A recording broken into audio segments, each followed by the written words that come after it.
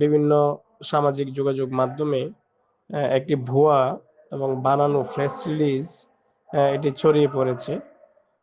তো এতে আমাদের গণ অধিকার পরিষদের ভাবমূর্তি ক্ষুণ্ণ হচ্ছে।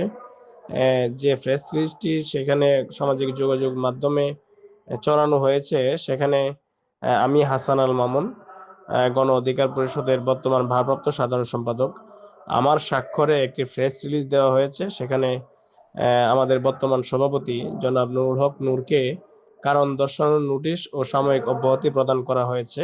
এটি সম্পূর্ণ ফেক এবং বানানো একটি প্রেস রিলিজ।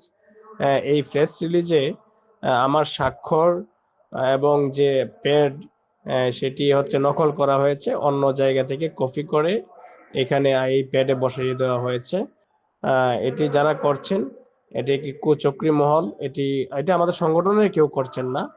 এটি তৃতীয় কোনো পক্ষ এটি আমাদের সংগঠনের ইমেজ সংকট ফেলানোর জন্য, ইমেজ ক্ষতি করার জন্য এটি করা হচ্ছে।